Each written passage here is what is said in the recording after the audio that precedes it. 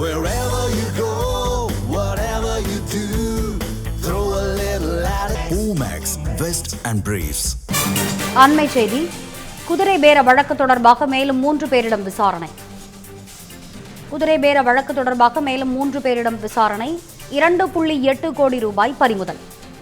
விவரங்களை வழங்குவதற்காக செய்தியாளர் சம்பத்குமார் இணைப்பில் இணைகிறார். சம்பத், சொல்லுங்க. குதிரை பேர வழக்குல 2.8 கோடி ரூபாய் பறிமுதல் செய்யப்பட்டிருக்கிறது. விவரங்கள் என்ன? வணக்கம் ரம்யா. தமிழக வெற்றி கழக ஆட்சியை கவிழ்க்கும் நோக்கில் அக்கட்சியின் எம்எல்ஏவிடம் குதிரை பேரம் பேசி சதி செய்ததாக வழக்கு என்பது தொடரப்பட்டு அந்த வழக்கு விசாரணையும் தீவிரமடைந்திருக்கிறது. ஏற்கனவே இந்த வழக்கில் 12 பேர் கைது செய்யப்பட்டிருக்கக்கூடிய நிலையில் தற்பொழுது மேலும் 3 நபர்கள் கைது செய்யப்பட்டிருக்கிறார்கள். கிருஷ்ணகிரி மாவட்டம் ஊத்தங்கரை தொகுதி எம்எல்ஏ தாவேக்கா எம்எல்ஏ இளையராஜாவை தொடர்பு கொண்டு சட்டப்பேரவையில் நடைபெறவிருந்த நம்பிக்கையில்லா தீர்மானத்தில் ஆதரவாக வாக்களிக்க ரூபாய் 35 கோடி வரை பேரம் பேசப்பட்டதாக கூறப்பட்ட புகாரின் அடிப்படையில் திருவல்லிக்கேணி போலீசார் வழக்கு பதிவு செய்து விசாரணை நடத்தி வருகிறார்கள். இந்த வழக்கில் ஏற்கனவே பலர் கைது செய்யப்பட்டிருக்கக்கூடிய நிலையில் கைது எண்ணிக்கை தொடர்ந்து அதிகரித்து வந்திருக்கிறது.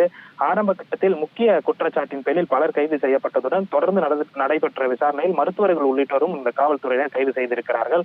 அதன் மூலம் கைது செய்யப்பட்டவர்கள் எண்ணிக்கை 12ஆக உயர்ந்திருந்தது. இந்த நிலையில் விசாரணையில் கிடைத்த புதிய தகவலின் அடிப்படையில் சரவணன், கருணாநிதி மற்றும் வினோத் ஆகிய 3 பேரை திருவல்லிக்கேணி போலீசார் கைது செய்து விசாரணை மேற்கொண்டிருக்கிறார்கள். அவர்களிடம் தீவிர விசாரணை நடத்தப்பட்டு வருகிறது. இந்த கைது செய்யப்பட்டவர்களின் பின்னணி, பண பரிவர்த்தனைகள், தொடர்பு வலையமைப்பு உள்ளிட்ட பல்வேறு கோணங்களிலே இந்த விசாரணை மேற்கொள்ளப்பட்டு வருவதாக போலீசார் தரப்பில் தெரிவிக்கப்பட்டிருக்கிறது. தற்பொழுது இந்த விசாரணையின் பொழுது முக்கிய ஆதாரங்களின் அடிப்படையில் நடத்தப்பட்ட கோணத்தில் ரூபாய் 2.3 கோடி ரொக்க பணமும் பறிமுதல் செய்யப்பட்டுள்ளதாக போலீசார் தெரிவித்திருக்கிறார்கள்.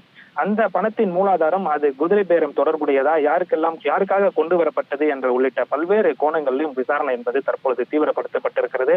மேலும் இந்த வழக்கில் ஏற்கனவே கைது செய்யப்பட்டிருந்த செல்வம், ஸ்ரீனிவாசன், ராஜேஷ் மற்றும் ரமேஷ் ஆகிய 4 பேரை மேலும் 3 நாட்கள் போலீசார் காவலில் எடுத்து விசாரிக்க நீதிமன்றமும் அனுமதி வழங்கியிருக்கிறது. அந்த அடிப்படையில் அவர்களை தற்பொழுது போலீசார் விசாரணை வலயத்துக்குள் கொண்டு வந்திருக்கிறார்கள். இந்த காவல் விசாரணையின் பொழுது கிடைக்கும் தகவலின் அடிப்படையில் இந்த வழக்கில் மேலும் சிலருக்கு தொடர்பு உள்ளதா என்ற கோணத்திலும் விசாரணை தற்பொழுது தீவிரப்படுத்தப்பட்டிருக்கிறது. ஏற்கனவே இந்த வழக்கில் 12 பேர் கைது செய்யப்பட்டிருந்த நிலையில் தற்பொழுது மேலும் 3 பேர் கைது செய்யப்பட்டு இந்த வழக்கு மேலும் தீவிரமடைந்திருக்கிறது. ரம்யா, விவரங்களை வழங்கியமைக்கு நன்றி சம்பத்குமார். தமிழ் ஜனம் சேனலை சப்ஸ்கிரைப் பண்ணாம பார்த்துட்டு இருந்தீங்கன்னா மறக்காம சப்ஸ்கிரைப் பண்ணிடுங்க.